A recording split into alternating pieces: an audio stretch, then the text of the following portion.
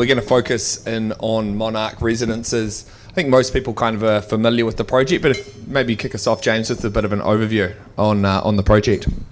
Yeah, sure thing, Mike. Thanks very much for the opportunity today as well. Always great to talk about the project. So Monarch Residences is 2 towers on the river at Toowong, 224 apartments in total. Where we're at now, we've sold 220 out of the 224 apartments. So in terms of where we are in construction, we started in March 2023. So we're about 2 years in, and we're on track at the moment to get residents in there by Christmas. It's going to be a big push for Hutchies to get through this last 7 or 8 months. You know, certainly cyclones and wet weeks like this and April holidays and all that sort of stuff is making us all nervous, but Hutchies are very focused on making sure they finish the job well. So that's where we are now, and I'll hand over to Scriv. Yeah, cool. Please. Sorry, no introduction for Scriv. Everyone knows who he is. Just a bit about the project. How's it been set? Like, how was the process of selling it? And yeah. Hopefully it's not the best project I'll ever do in my life, but so far to date I think it is the best project in terms of everything went according to plan. You know, we'd had a long history with the site. We sold the site to Sunland. We went the journey with Sunland. We then sold the site to Consprop and went a different journey with them. It's been a long process to get through, but I think the thing that worked most about the site was we really understood the target market, and that's probably the big takeout. So if you can actually, and Don always used to, say carry on, Don O'Rourke used to carry on about the occupier, always used to mention the occupier, whether it was a block of land, a house or anything like that. And so we really understood who the occupier was, and we probably had one other before that, which was Spire Residences in Queen Street, where we did understand it. It was a different time, different product, different market, those sorts of things. We understood who it was. We're therefore able to design the product. We thought we were going to hit the price points, but the world changed and the price points changed, but that happened along the way. And so we're able to put a product out there that was accepted by the marketplace, and that's probably the most satisfying thing about what we do. So what's that like when you've kind of gone through a couple of cycles, and what do you learn from the process, and how did that kind of inform some of the strategy that you guys approach from a successful sales and marketing point of view? Probably learn that you look after your neighbours first is probably number one point in that circumstance, which wasn't an easy one for Sunland, but it certainly needed to be done. So that was part of the initial strategy during the acquisition part, was to deal with the neighbour who was problematic in that particular place. It's difficult to sort of verbalise sort of how it is. It's a process. Carly spoke about the data, that's all good, but ultimately too it's about a gut feel, and that's part of the industry, which is that's the difference in many ways between a sow's ear or a silk purse in the scheme of things. Timing's got to be right for things. You've got to put it in the market. You've got to have absolute conviction. You've got to throw a lot of money behind it from the developer's point of view, from an agency's point of view, and all those things really need to align to make it really work. And so without any part of that, and James and I were speaking 20 times a day in the initial place, and we had 3 sales guys, 3 sales in the sales team on it, and a team of 3 others supporting the people to do their job. So I guess it's that just total conviction to getting that particular outcome, and it also helps when you've got an iconic site that people want to live at, an undersupplied area. Like, let's face it, we're not total geniuses here, but we were able to deliver that, and so that was the most satisfying part of the process, I think. And for you, James, I mean, seeing kind of other developers have a crack at it and it kind of not working out for whatever reason, when you were buying the site, talk us through kind of your thinking at the time, and what are the considerations that you have when you've seen someone else, they haven't been able to get it right, and then what kind of made you push play on giving it another crack? Look, it's a site that obviously everyone knows very well, and Don himself had 3 cracks at buying it over the years since the ABC wound up. And I guess for us in the end it was third time lucky, and luck had a big part in it. Timing was everything, I suppose. The approach, the Sunland sale process kicked off, I think it was August 2020, so it was literally while the entire nation was shut down, and everyone other than essential services were working at home.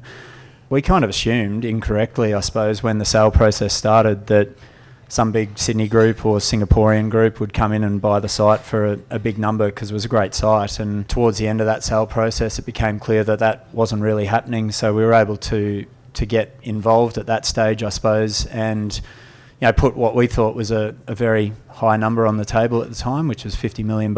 And I think one of the key things to actually securing it was the relationship that Don had actually built up with Sahale before then. So this is not publicly known, I suppose, but about a year before that, we were actually looking at doing a take-private transaction to actually buy out the whole of Sunland.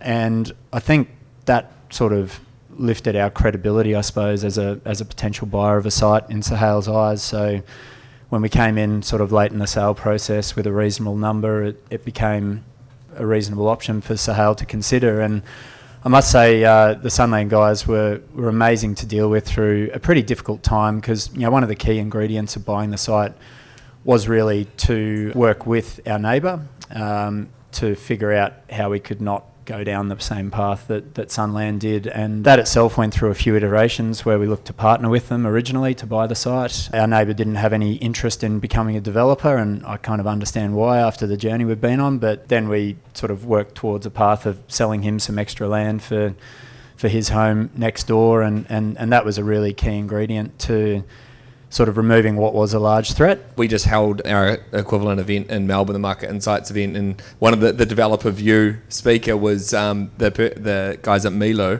and they'd just bought the ABC Studio site in Melbourne that they've then launched in a project in Elsternwick, which has been one of the most successful developments in Melbourne in the last 12 months probably. So interesting that I didn't realise it was the former ABC Studio site, but it's 2 in a row that have kind of gone, seemed, early days for the Melbourne one, but certainly with you guys it's gone well.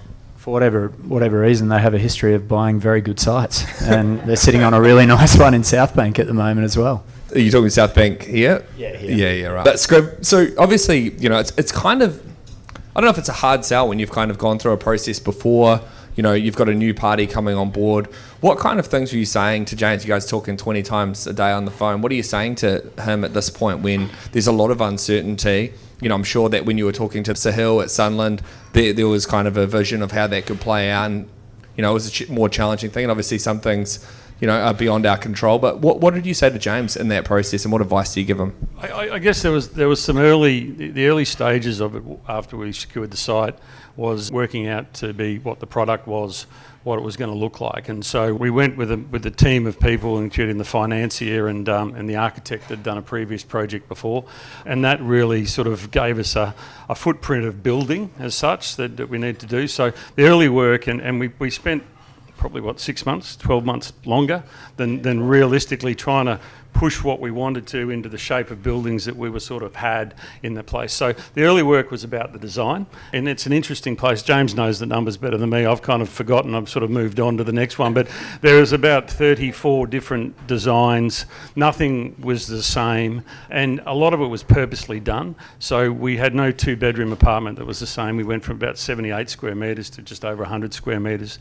Our 3 bedrooms went from 130 in one building up to over 300 square metres. So And that was a bit about a strategy in terms of, so we couldn't be compared on price, but it was also a bit defined by the shape of the building. We had to shoehorn traditionally square things into an organic form. So it did cause us a few issues along the journey. In terms of being able to do that and have so many different floor plans, obviously when you've got kind of cookie cutter model that kind of lends itself to ease of construction, other things, what was it about Consolidated that you're able to do that, and versus what perhaps you were doing with Sunland? Well, look, Sunland have got their own model in terms of how they looked at the Zaha Hadid scheme, and look, openly I'll say it, the look was not. It's not what I think was appropriate for the site. I appreciated the architecture on it, but they've got a specific design. They're very much design-led internally, and it's about what the owners really want to put out in the marketplace. Whereas, sort of I alluded to before, with Consprop, it's all about the occupant and what's fit for the location, fit for the product, fit for the building, fit for the market. And so that really informs the way you go about it. And I say we had a lot. We got a floor plate of 10 in one building and 8 or 7 in the other building as such. So just if you go to the one level, there's 17 different apartments, different apartments. And the shape of the building, I think curves are always beautiful as such, and so we see less of them these days because of the cost. And we had a look at that, and as part of the process, we got to a point where we're going, shit, we can't get this stuff right, we need to get someone else involved. And that's actually when we got Coddy Parker involved, really, to have a look at what that would look like. So, there's a lot of conversations about that, a lot of drafts, a lot of repricing and bits and pieces. So that was sort of the first run of conversations. And then the next run was me telling James how many we sold and how much the pricing was going to, and him telling me how much the pricing was going to go up. So, we had those conversations on a daily basis. And that was actually needed because construction costs, when you talk about sharing the risk and all this, construction costs have gone up and there's been some blowouts and all those sorts of things. So they're the conversations. I spoke to him more than my wife for a couple of years, to tell you the truth. So we did have a few months off this year, which was kind of nice for both of us. So. At least you'll be able to get some closure by wrapping this whole thing up. But so talk to us, obviously the kind of market, not only, the construction side from a cost inflation point of view, but there's been ebbs and flows on the consumer side in Southeast Queensland. Fortunately, it's been one of the best performing markets. But, how do you kind of manage that? And obviously price is one thing, but how do you evolve the strategy to make sure that you're kind of hitting the mark as kind of the broader market changes on both demand and supply side? Look, I think Scriv summed it up really well before, talking about those, it's actually 44 different layouts in the end, if you can believe it, but getting that really wide variation of stock across a wide range of price points, something that Sam Gardner talks about a lot as well, to just give yourself options to kind of move with the different cycles in the market and kind of have something for everyone. And I think that really saved us in the end at Monarch. We've sold through a reasonably good market, but it's still not without its challenges. And these price points are becoming very, very high. And the difficulty with price points that we see now with buyers is really the comparison factor, I suppose. And it's not comparing to other apartments; it's actually comparing to houses. And it's just purely that issue of someone looks at a $5 million 3-bedroom plus MPR apartment, and then they look at their 6-bedroom house at Coorparoo and go this is worth 3.2 million, and this, which is half the size, is worth 5. And just trying to get people to get their head around that. That's something that the market's really going to have to overcome, I think, over the next 2 years, because those $5 million price tags aren't going down. I can guarantee that. And obviously Consolidated, the brand, is one of the strongest brands. When I said I met Carly 12 years ago, it was when she was at Consolidated, and that was when I met her. But the Consolidated brand is super strong. We've all heard from people talking about how brands play such an important part, particularly when there's a lot of risk from the consumer's point of view. They want to do their homework. How did that kind of inform some of the marketing strategy that you've deployed? And I suppose for you, Scriv, how did you think about that? Obviously you've gone from having an international developer into having a domestic local brand that people kind of know Don and all this stuff. So how did brand kind of play into it? It's important, and there's no doubt about it. Consolidated Property's got a good name in the Brisbane market. But saying that, I mean, we came off the struggle at Yurong Green where we'd sold out a stage 100 apartments and couldn't get that built because of the cut construction price. So, it wasn't too hard to go find something that was a bit negative about it. In many respects, I mean, we also sold about $50 million worth of stock out of a donga, which we put in a car park because we sort of decided to go a little bit earlier than we had planned. And so there's certainly, the combination of certainly the site and the product, but the Consprop and the Hutchies brand, which have gone together forever, and that's a partnership story. There hasn't been a Consolidated project not built by Hutchies. And then when we moved into the new sales office, we'd done about 100 million by that particular point in time, and it's a beautiful sales office fit for purpose. But what the sales guys did, the first thing they did when someone walked in, they took them out in the veranda and saw the hole being dug, because that was the greatest vote of confidence, regardless whether it was Andrew Scriven, James MacGinley or Don O'Rourke. It was the fact in a marketplace that had some turmoil, the thing was being built, and so that was really strong. I think a lot of what the developer does, there's a bit up front, but it's down the back end. It's actually what you deliver, because we've all been in those situations where the reality is not the perception, and so that's where the developers earn their stripes in our business in terms of delivering what they've promised people. I think is the main aim. Yeah, look, I'd probably only add to that. At the time we were really launching this, it was just all about Hutchies, to be honest. And, Consolidated and everything that Don's done is fantastic, but it was just purely, is there a credible builder who can build this thing because, at the time, every project in the market was falling over. That really was the brand that we anchored to, I think, at the time we launched. As we progressed through, it's become a bit more broad, I suppose, and does seem to be a good resonance with the Western Suburbs buyers and the consolidated brand. Like, it helps very much that, Don lives in Brookfield, I live in Ashgrove. Like, it's all our sort of home market, I suppose. So, Scriv lives at Paddington. So. I was going to add, amazing how many people who come into the office who know Don. And obviously, with the Penthouse oftentimes represents a relatively large percentage of the GRV of a project, and from what I understand was an important part of what you guys were doing. Do you want to talk us through how did you think about the Penthouse campaign, and how did you sell it, and how did that form part of the strategy? Look, I think it'd be fair to say the penthouses at Monarch were always a little bit of an afterthought, and I think what Scriv said before, we're very intentional around the design of the buildings, and the shapes that you see on site. They're nice curves and all that sort of stuff, but it was really all about maximising views from every apartment. And so we really focused on that, which then led to a really major problem trying to actually get the apartments into the view lines that we'd created. So actually getting the design of the base build, I suppose, done took a really long time, and effectively took 2 architects in the end to actually get it right. So the penthouses were always sort of the next thing that needed to be done once we'd finished all of that, and time ticked on, and so you do end up in that situation of a bit of a scramble in the end to actually get them prepared. And our marketing manager Morgan, who's here, would vouch for the fact that we definitely did not give her all the time to prepare the appropriate marketing collateral to really run a good, effective penthouse campaign. And so we ended up having to make a call basically to put the penthouses on hold while the rest of the building sold, and then just come back to it. And we thought we'd be coming back to it in about 2 months.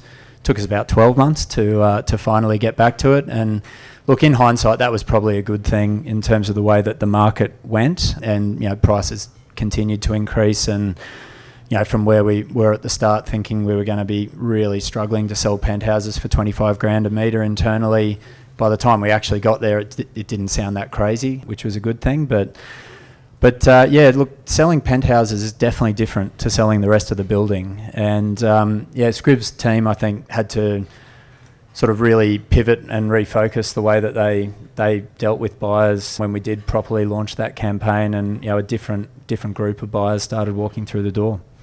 Curious to hear your point, Scriven. How do you kind of market, that really high-end stock? Is it the same kind of buyer? And who were the buyers in the end that worked? The challenge we had at Monarch was that we'd sold individual apartments that weren't penthouses for more than some of the penthouses, and that was just a nature of the size of those apartments as such. So there's not a specific person outside the normal buyer that bought in this particular project. So we initially thought that we knew where our buyer was coming from. They were Western Suburbs buyers. They were downsizers. They were 55 to 65. It actually turned out to be 55 to 85 is probably, and a fair chunk of that has been in the 65 to 75 age bracket. So, people are living longer, they're more active, they want a lifestyle, they want good stuff. So those buyers were buying anything from, our premium D-types, they're 200 square metres on the nose, to, the sub-penthouses we had in the buildings as such. So there was a lot of product in the price range which was sort of similar. We had certainly a lot of product in that $3 to $5 million range, and so the penthouses actually started at 3.99 for one of the sort of the small ones. Beautiful apartment, but it just so happened it's only 150 square metres. 170, there you go, sorry. So we didn't see a significant difference in it. We were just able to demonstrate the product to them, where over the period of time we hadn't. We always sort of had them in the drawer, and you get the people who want to buy a penthouse and stuff, and they look at it, and if you can't appropriately demonstrate what you're selling, it's challenging. So we picked 2, we did some renders up, we sold those 2. We picked another 2, did some renders up, we sold those 2 sort of things. So it's really visual when you get to that particular. Was this because the floor plan, there was some complications in relation to the floor plate and the structure and stuff, or do you think that's a good blueprint that you'd potentially use moving forward in terms of selling them, progressively like that? Look, certainly the stage release is a common sales practice, which everyone in this room would be very familiar with. Yeah, I think if we had our time over again, we did just about kill ourselves with the number of different types of product, and probably the biggest learning for us was we did genuinely think that if we prepared renders for sort of 2 out of the 8 penthouses. You could get the buyers to use their imagination to sort of figure out exactly what that kitchen would look like based on the render that you're seeing here. And that was tough. And we did have to go back and do another round of renders in the end, where I think we probably ended up rendering 5 out of the 8 top floor penthouses and 1 out of the bottom 3 kind of river homes, which we also class as penthouses.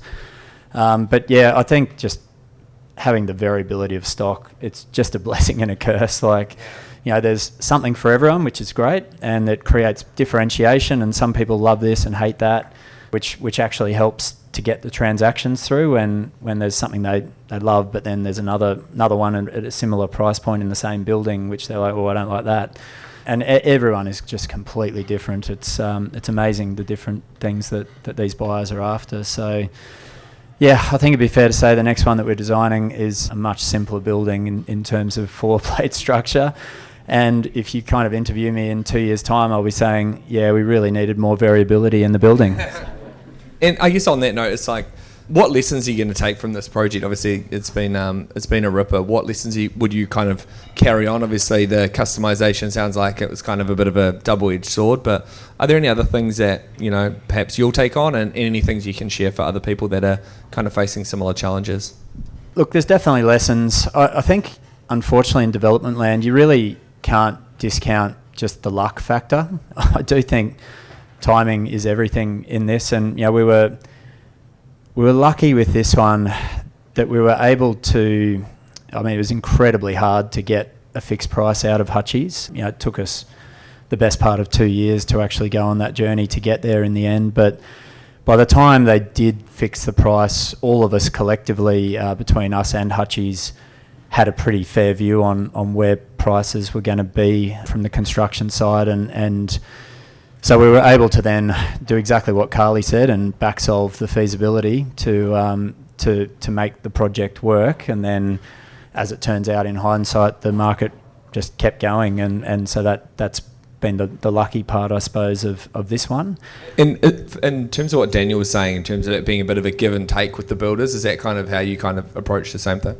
Like, absolutely. Like, yeah, it's exactly what Daniel said. God, we haven't had a single argument with Hutchies the whole sort of, I mean, we've been together on this journey since September 2020 now, so it's coming up to 5 years, and like, there hasn't been a single argument. And that's when, you know, Hutchies' first price for this project was $160 million.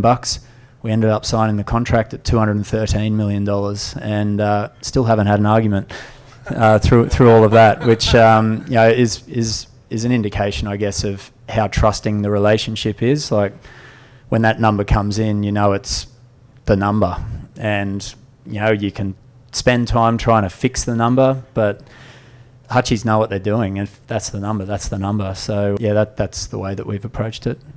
What about you, Scriven? I mean, it's no small feat to sell 220 of the 224. What will you take forward from that, and advice for others? Oh, look, I think, you know, it worked well, and you can't rest on your laurels. I mean, there's great project marketers in our business, and sometimes it works really well. All the effort you put into it, it works well, and sometimes it doesn't. And there's variables that can be from a sales point of view, a market point of view, a construction point of view.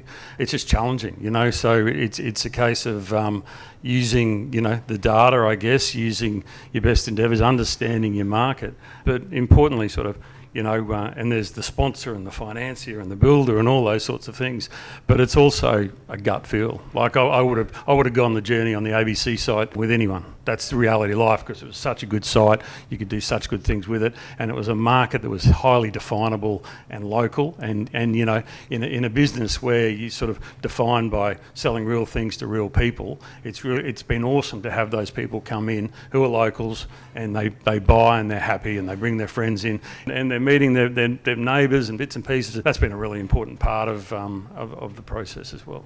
Actually, yeah, probably, yeah, one final kind of lesson for me, which is sort of applying to the next thing that we're doing at Yurong is you do start to realise you've actually got the opportunity with one of these buildings to create a really great community.